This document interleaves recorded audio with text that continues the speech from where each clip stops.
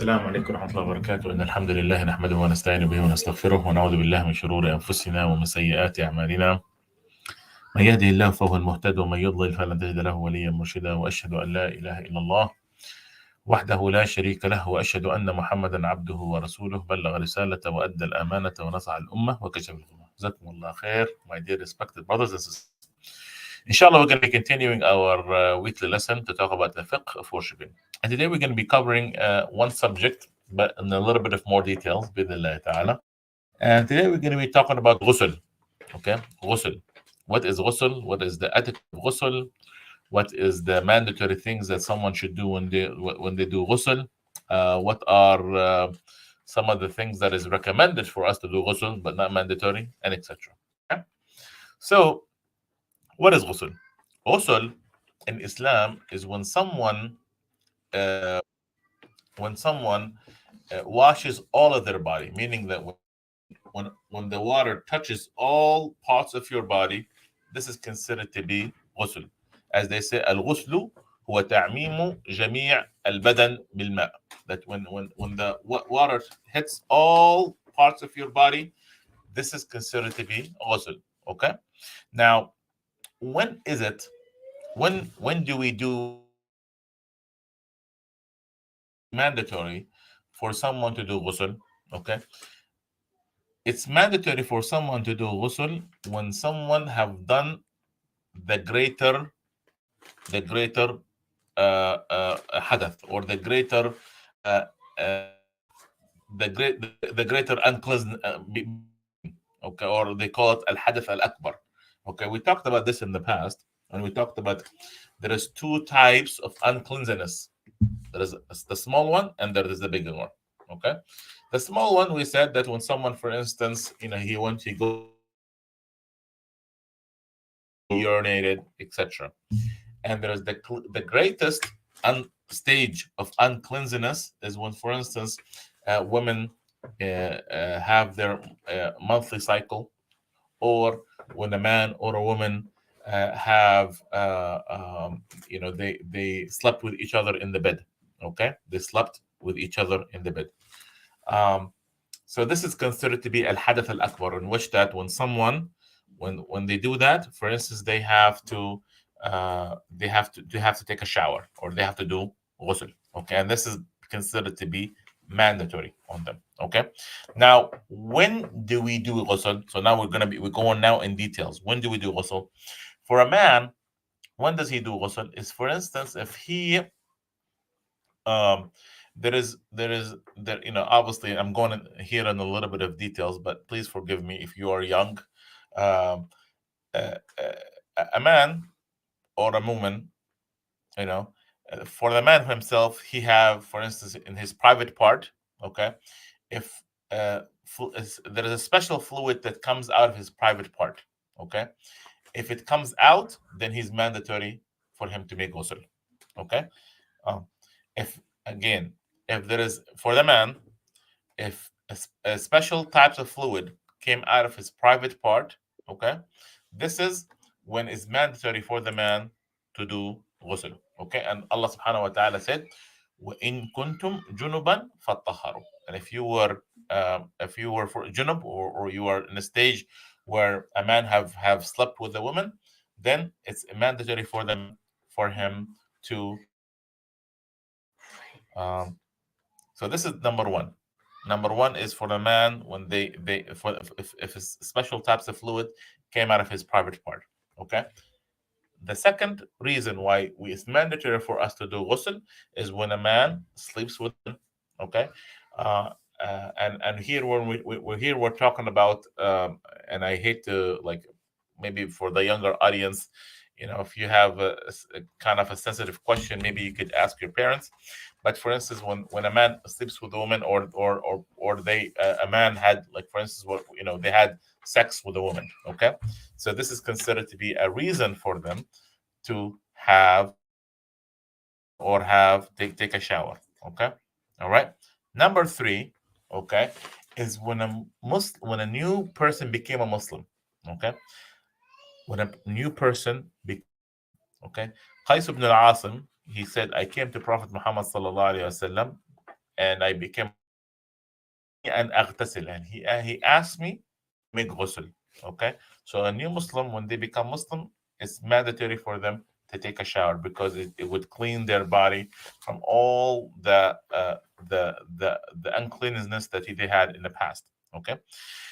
Fourth reason why someone would have a ghusl is when at the end, this is for the women, at the end of their monthly cycle, when they become when the blood stops or they become clean. This is in Arabic they call انقطاع دم الحيض والنفاس. Okay, this is انقطاع. So again, when a woman at the end of her monthly cycle, when the blood stops and you know she become clean, this is it's mandatory for her to take ghusl, and then after that she could continue to fast or continue to pray like normal. To make ghusl is when someone dies. Okay, again, we this is all of us, we know this. When someone dies, we wash all their body, and that's to be a ghusl too. Prophet Muhammad sallallahu alaihi wasallam said, "Ughsiluhu bima'in wa sidr," that you would wash him, and then you would put perfume on him. So again, quickly to say what is it? It's mandatory here. Like you have to do ghusl is when the man ejects fluid out of his private part. When there's jima', when a woman sleeps with when the man sleeps with a woman, or when women sleep with a man, when someone become Muslim, when the woman become in her monthly cycle and she become clean. Okay, when someone dies. Okay, when someone dies. Okay, so now يعني the question here comes about ما يحرم على المحدث الحدث الأكبر. What kind of things that you're not allowed, what kind of things you're not allowed when you have the greater hadath or the greater stage of uncleanliness. Okay, what kind of things that you're not allowed to do? Okay, first of all, you're not allowed to pray. You're not allowed to pray until you make ghusl. Okay, that's number one. Second one is you're not allowed to make tawaf around the Kaaba unless you, yeah, unless you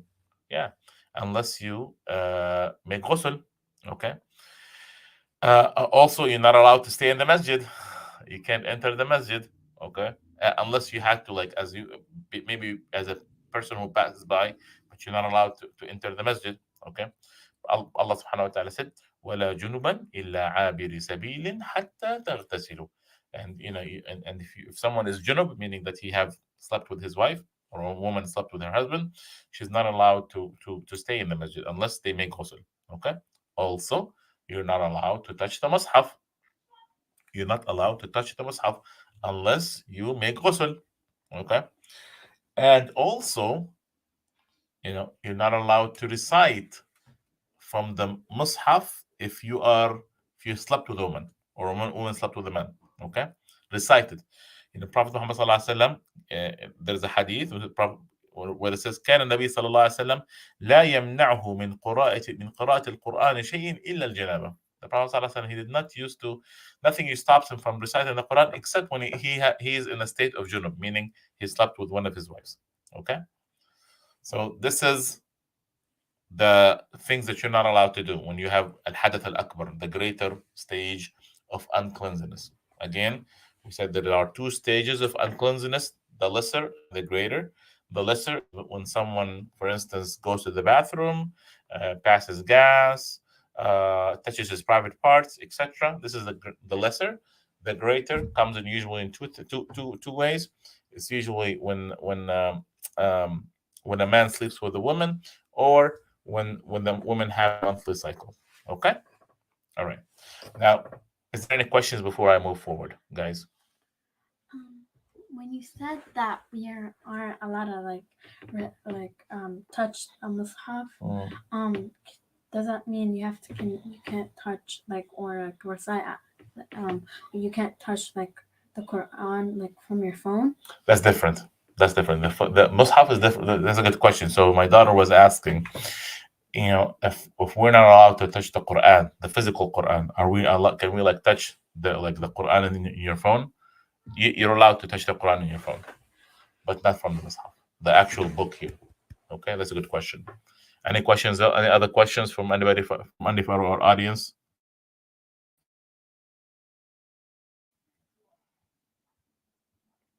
Okay, khair inshallah. So we'll continue. Now, when I want to do ghusl, what is mandated for me to do? Like, what are the things that I must do to have a proper ghusl? It's very simple. Okay, very simple. Number one is you have to have the niyyah, the intention that you want to do ghusl. Okay. Second thing is that you have to make sure that the water touches all parts of your body. That's it.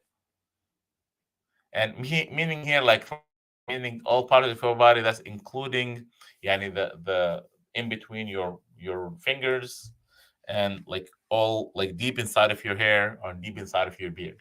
Okay, so that's the only thing. Intention, and make sure that it touches it. So for instance, if someone wanted to, like, he was by the sea, and he wanted to do ghusl, just dive into the sea, and he have ghusl. Okay, because what he had the intention, and second thing is the water touches all everybody in his everything every part of his body, including the fingers, beard, deep inside of their hair. Okay, and as long as they do that, then they should. This is considered to be ghusl. Okay, now this is like, so again, only two things you need. All right, now there are sunnah, like extra things that you could do with ghusl that we're going to be talking about. Okay, so what are some of the sunnah? Yeah, it's recommended for you to do. Prophet Muhammad sallallahu alaihi wasallam used to do this. Okay, that you say Bismillah, just like the wudu, Bismillah, and then you do ghusl. Okay, and also that you would, you would before you start, you would wash your hands. Okay, and also you would remove any dirt that you have in your body. Okay, um, um, and you would have, like, for instance, you would make wudu. Okay, you would make wudu. Okay, that's extra. Okay, now, the thing is, so this is kind of the sunnah, or that what Prophet Muhammad sallallahu alaihi wasallam used to do. Say Bismillah. He would remove um, his anything that is dirty in his body, like for instance, if it was sand, etc. Um, and he would make wudu. Okay. Now, also Prophet Muhammad sallallahu alaihi wasallam, he used to make wudu, or he was used to shower himself, because back then there was no shower. Okay, they used to, like, literally like a pot, and they would just throw water on their head. He used to do that 3 times. So Prophet Muhammad sallallahu alaihi wasallam, he used to have he used to put a pot, and then he would, put it in his head 3 times. Okay, and that's the sunnah of the Prophet Muhammad sallallahu alaihi wasallam. Also, he used to start with his right side of his body before his left. Okay, his right side and his left, and then after that he would do his private part. Okay. Now, what are some of the extra things, extra beyond that? Okay. Again, yani, things we just talked about. You have to have the right intention. You would say Bismillah, and I think, guys, it's important for us to say Bismillah, because again, when we enter the bathroom, we enter to the place where some of the shayateen can be. And Prophet Muhammad sallallahu alaihi wasallam said, "Satara ma bayni wa awrati bani Adam an yaqula ar-rajul al-muslim idha arada an yatraha thiyabahu an yaqula Bismillah." I love this hadith. That Prophet Muhammad sallallahu alaihi wasallam said that Allah subhanahu wa ta'ala would protect, would cover the eyes of the jinn, the eyes of as soon he would say Bismillah when he entered the bathroom. So no one can seize you. After you take your clothes off, if you say Bismillah, by the name of Allah, Allah subhanahu wa ta'ala would cover the eyes of the jinn. Okay, when you say Bismillah. And that's very important. Okay, because as Muslims, we believe that there are jinn, and they could be anywhere. Okay, and it's also from the etiquettes, yani, here, that's when someone enters the bathroom, they should, yani, try to enter the bathroom not naked, yani, enter with the something that is covering them. Because nowadays, unfortunately, because that many people are going through, because of the fact that people are into nakedness and so much, it's part of the etiquette, it's part of the haya of the Muslim, that when he entered the bathroom, he enter covered, and he leave covered. Okay, because these things, you're not supposed to be uncovered unless in the times where a really need. Okay, and that's, again, this is something that is unfortunately missing out of the etiquette of the Muslim, out of the moral of Muslim, and the haya of the Muslim. People should be covered. And unfortunately nowadays people are not covered, يعني before they even enter the bathroom. And now, يعني, for them, entering the bathroom is not an issue with being uncovered, but out of the etiquette of the Muslim, that he always should be covered, even when he entered into the bathroom. Okay, Prophet Muhammad sallallahu alaihi wasallam said, look, I said, let me share with you with this hadith. Prophet Muhammad sallallahu alaihi wasallam said, when he said, "Man kana yu'minu billahi wal yawm al-akhir, fala yadkhul al-hammam illa bi-mi'zar." That whoever believed in Allah subhanahu wa ta'ala and his prophet, let him enter the bathroom while he is covered. Like mi'zar is like a sheet that covers your private part. Okay. وقال, look at the extent of what some of the Sahaba like Umar Khattab have done. He said, دخول الحمام بغير مئزر حرام. Like if someone entered the bathroom without covering, it's considered to be haram. And look at how important that is. So it's important that we go back to the way of the Sahaba of how they used to deal with their body, because they had the haya. You know, a body of a human being is only is protected from the eyes of the people.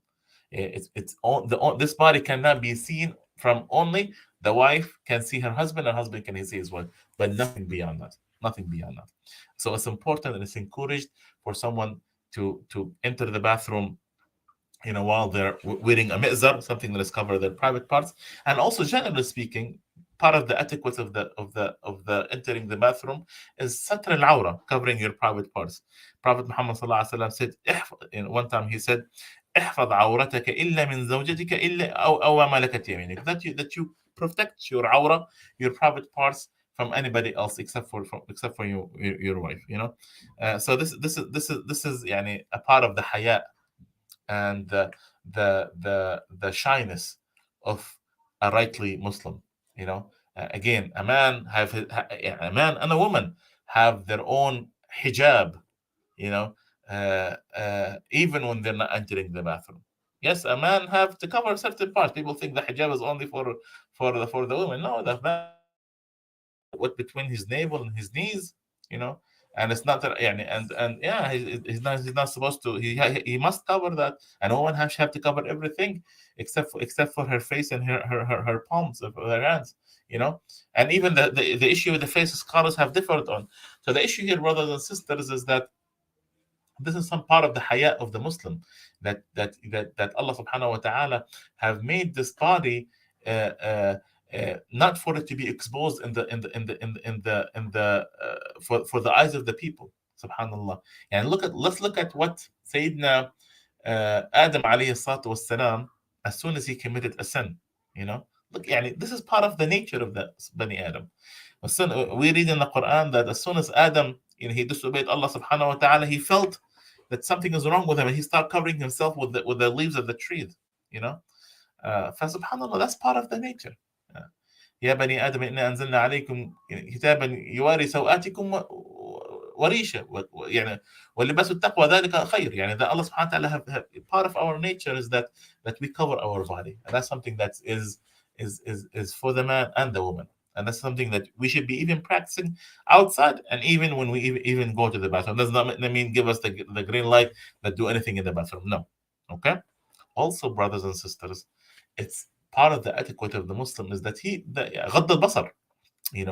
And unfortunately nowadays, and when people go to college, or they go to dorms, or they go to some of these public bathroom, they think they have the right to look at people have the right to be naked, and they have the right to look at other people's private parts. No, that's absolutely a red line that no one should cross. Allah subhanahu wa ta'ala said, قل للمؤمنين يغضوا من أبصارهم ويحفظوا فروجهم ذلك أزكى لهم إن الله خبير بما يصنعون وقل للمؤمنات يغضن من أبصارهن ويحفظن فروجهن ولا يبدين زينتهن إلا ما ظهر منها وليضربن بخمورهن على جيوبهن. Subhanallah. Let's look at what Allah subhanahu wa ta'ala is telling us.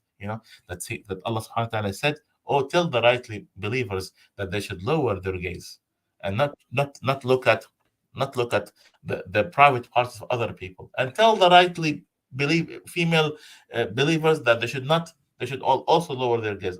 This is happens not only يعني, that we shouldn't be looking at the private parts of somebody else. And even when we are watching TV, when someone, for instance, a scene comes out of nowhere, that does not mean we should be looking. No, we should be lowering our gaze. When someone is looking at an iPad, or an advertisement came along, when someone is not wearing clothes appropriately, also we're mandated to lower our gaze. Because again, that's going to affect our heart, and it's bad for ourselves to see these bad scenery. But unfortunately, nowadays, this is being exposed all over the internet, all over the social media, all over the some of the apps that our kids and the adults are being exposed to. So this is very important. So it's recommended that you should lower your gaze even when you're entering the bathroom. Okay. Prophet Muhammad sallallahu alaihi wasallam said, لا ينظر الرجل إلى عورة الرجل ولا تنظر المرأة إلى عورة المرأة. So even subhanallah, look at this, guys. And some people nowadays, because of the lack of ignorance, some people think, oh, guys can look at the private parts of other guys, or females can look at the private parts of other females. No, the Prophet says that a man should not be looking at the private parts of another man, and a woman should not be looking at the private parts of another woman. Okay, Prophet ﷺ said, "ولا يفض الرجل إلى رجل في ثوب آخر." That a man should not be, a man should not wear the same the clothes with another man. And the same thing, a woman should not be wearing the same clothes, like so meaning their bodies are touching each other. That's not recommended either. It's haram that a man and another man, their bodies are touching each other. It's haram. And for a woman, for her body to touch another woman, it's haram. Like here we're talking about naked. It's haram.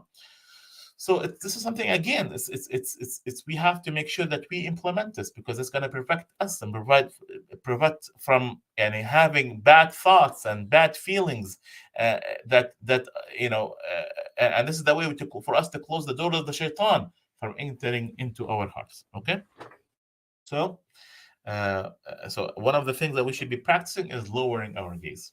Okay. Number 6 is that we should not be wasting so much water. Sometimes people enter the bathroom, they spend there like half an hour. How long a shower would take? Okay. Let's say you dumped just like the sunnah, three times, 3 buckets of water above your head. How long the shower would take? And you use soap. How long the shower should take? Shouldn't be taking that than 5 to 10 minutes, and that's it.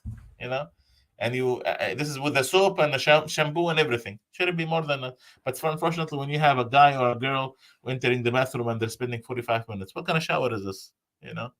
Uh, I don't know what they're doing, but this is not a shower. It's above a shower for sure. But this is something that you have to think about, because this is wasting so much water. Okay, uh, and again, that's part of the things that we need to think about.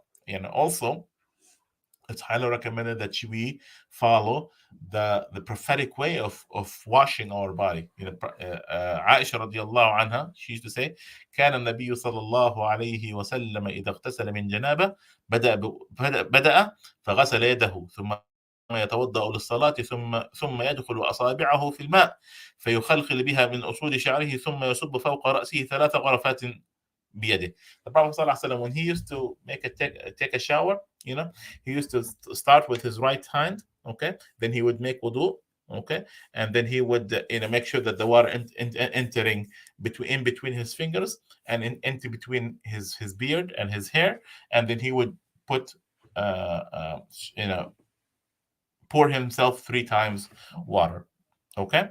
And again, it's like we said, when someone take a shower, part of the sunnah, you start with your right side of your body and then your left side. Okay. And again, the water reaches everything in your body. Uh, uh, you know, like for instance, the inner side of your beard, or for if you have long hair, it have to go inside of the deep inside of hair, because technically speaking, someone can technically be underneath the shower, yet the water did not go deep into this hair, and that's, I think that's especially when someone have like a kind of a curly hair. um, the water cannot go deep inside of their hair if they're not, if they have not really made sure of that. Okay. Also, it's recommended that you shouldn't be talking and you shouldn't be eating when you're taking a shower, because you're going there for the intent. The intent is to take a shower, and you are in a place where jinn and shayateen are there. Why are you there talking and having conversation? And then when someone go into the bathroom and with their phone and talking, well, you're in the bathroom for a reason, to do what you need to do, whether it was whether it was to clean yourself or whether take a shower and leave. But for someone spent hours on the phone and eating, والعياذ billah, so that's not the intent of the bathroom. That's why we have kitchens, and that's why we have a dining table and etc. for you to go there and eat rather than eating and talking in the bathroom. Okay. I mean, obviously, that you shouldn't be spending too much water or spending so much water, and not spending too much water and not too little water too, not to overspend and not to underspend. Okay. Now, what are some of the, before we go forward, any questions before from our audience? Yes. Um, you said that when you enter the bathroom, you have to say Bismillah, Mm. and that jinns, or the jinns will see you. Mm. Can you do that when you're in your room? Can you say Bismillah? Yes, always recommended to say. So my daughter is asking, can you say Bismillah when you're entering the room? Yeah, sure. And that's what the name of Allah Subhanahu wa Taala. You could, it's not a sunnah, but always when you're entering a new place, say Bismillah or Salamu Alaikum when you're entering. فإذا دخلتم المنازل فسلموا على أنفسكم تحية من عند الله مباركة طيبة. That you say السلام عليكم, even better, inshallah. Okay. طيب. All right. So, what is there any other questions from our audience? Halima, Rima, Mohab, Ibrahim, anybody? Okay. So I'm going to be going into the last section right now. The last section we're going to be talking about when is it recommended to make ghusl? Okay. When is it recommended to make ghusl? Okay. The very first thing is that it's recommended to make ghusl when you are going for Eid. It's better. It's highly recommended to do ghusl when you go for Eid and you go for Jum'ah. It's highly recommended for you to do this. Okay. So when is it recommended? So it's not mandatory like the ones that we talked about. So recommended is for Eid and for Jum'ah. Okay, for Eid and Jum'ah. And also recommended to make ghusl when you are wanted to make Hajj or Ihram, before you want to do Umrah. It's recommended for you to make ghusl. For instance, and it's very known that, for instance, for someone would go into Umrah, or they're about to start Hajj, they would go into al miqat, the place where you want to make ihram, and the place where you start the ihram, where you wear the ihram clothes, that you take a shower there. Okay. Also, recommended to make ghusl when you enter Mecca. Prophet Muhammad sallallahu alaihi wasallam used to do that. And lastly, it's recommended for us, it's recommended, not mandatory, when someone washes someone else's body. We talked about this in the past. When someone washes someone else's body, it's recommended for them to wash their body, themselves. Okay, afterward. Okay, Prophet Muhammad sallallahu alaihi wasallam said, "Man ghassala mayyitan فليغتسل ومن حمله فليتوضأ." That whoever have washed a body of another Muslim, let him make ghusl, and whoever carried him, let him make wudu. Let him make wudu. Okay. Um, okay. Is there any? So this is pretty much, we talked about everything related to ghusl. Okay. We talked about, for instance, what is ghusl. We talked about when is ghusl is mandatory. We talked about what some of the things that you're not allowed to do when you have the greater stage of uncleanliness, or al-hadath al-akbar. We talked about what are the mandatory things that we should do when we do ghusl. We talked about the sunan of ghusl. And we talked about, lastly, we talked about the etiquette of ghusl. And lastly, we talked about when is it recommended for you to do ghusl. Okay. Now, is there any questions, guys? This is your time.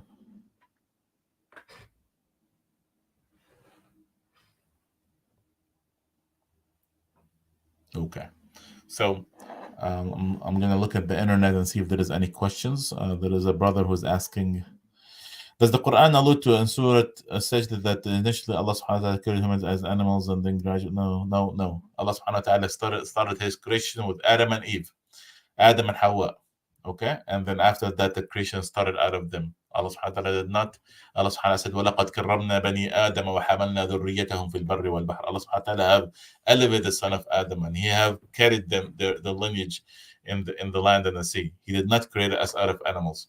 This is kind of a degrading for us to say that we came out of animals. So nor scientifically speaking that this has have been proven. So I would say this is something that is unfortunately some of the atheists would claim, but unfortunately have absolutely no scientific evidence and etc. Okay, Jazakallah khair, brother Ammar. Any other question? Halima, Rima, Mutab, or Ibrahim? Any question before we end this, inshallah?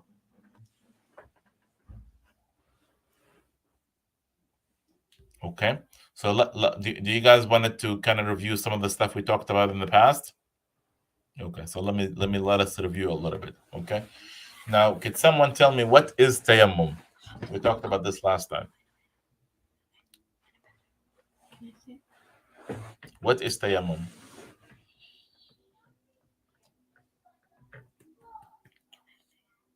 Anyone? What is tayammum?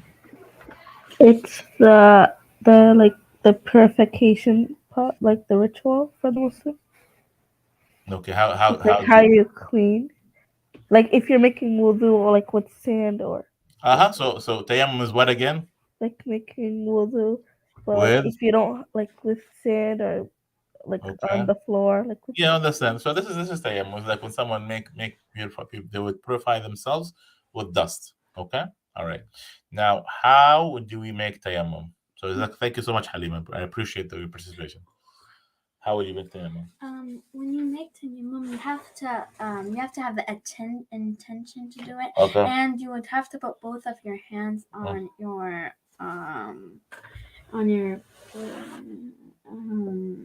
when I don't know you have to put your hand on the ground, okay, and then clean the dust out of your hand, and then wipe your face and your arms. Okay, so this is tayammum. Is that you have the intention, you say Bismillah, and then you would hit the ground with both of your palms of your hands one time, and then you would wash your face and arms.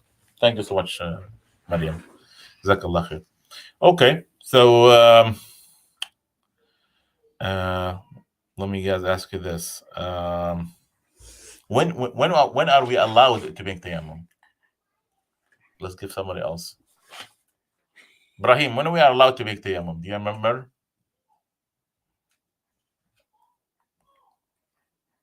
I want to hear somebody else's voice.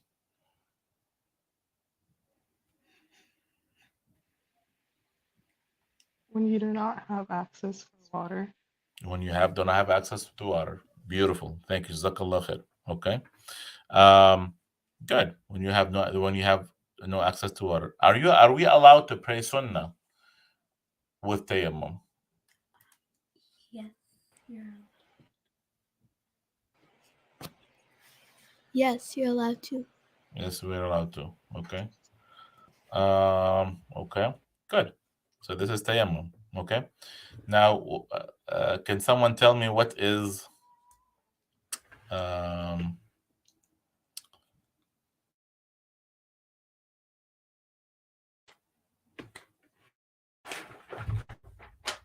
what is masah?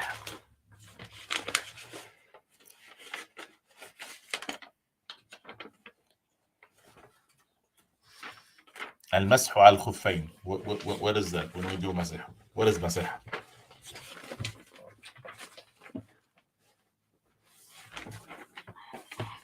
When you wipe on your socks for wudu. Okay, good.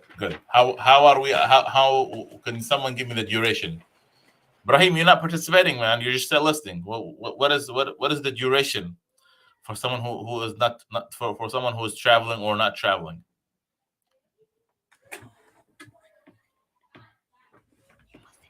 Hmm? 3 days for traveling and 1 day for not traveling. Okay, good job. Good job. Jazakumullah khair. Okay. And what are some of the conditions for masah?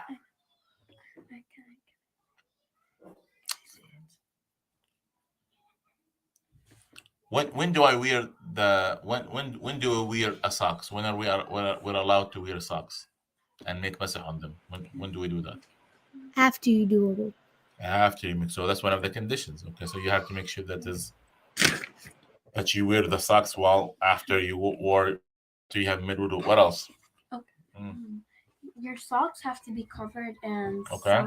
So the socks have to be covered. What else?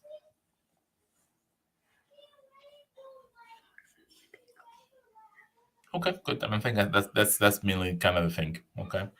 Do they have to cover your ankle? What is that? Do they have to cover the ankle of the foot? It have to cover the whole of the foot. Yeah, like it's not like I hate to say this, like the footies would not count. Like some of the those. I'm sorry, I'm a kind of old guy, so or not an old guy, like an old style person. Because some of these people like they wear these footies that literally. Those that really under the ankle. Yeah, it barely covers like it barely covers just the toes and things like that. Those are not socks. Just to make it clear, those are not socks. Okay, so they have to cover all of the foot, including the ankle. Yes, that's a good question. Thank you so much for bringing that up. Appreciate it. That's a very, very good question. Because more like a contemporary question, because some of the stuff that we deal with, I would say 10 years ago, we did not used to deal with this, but now we do. Okay, all right. Khair, inshallah. So I'm very happy, mashallah, that you guys are listening and participating and knowing more about fiqh. So now you feel that you're knowing what you're practicing. You're aware of the rules and regulations, and trust me, guys, and I'm saying this from the deepest part of my heart. The stuff that you're learning, a lot of Muslims don't know, unfortunately. Again, the stuff that you're learning now, a lot of Muslims don't know because they take it for granted, or someone have taught them wrong, or just someone have taken 2-3 minute course and this is the way to do it. But we're going into details, and that's the whole beauty of this, because you're well grounded on the things that you are learning, and that's something very good. Alhamdulillah. Okay, so thank God for Allah subhanahu wa ta'ala for this. Okay, khair inshallah. Jazakumullah khair, and I hope that you guys have a wonderful weekend, and make sure that you work harder for the rest of Ramadan. We only have we're approaching the last 10 days, and I hope Allah subhanahu wa ta'ala would accept from all of us and make us people who would win Laylatul Qadr بإذن الله تعالى. خير إن شاء الله. السلام عليكم ورحمة الله وبركاته. جزاكم الله خير. وعليكم السلام. وعليكم السلام. وعليكم السلام.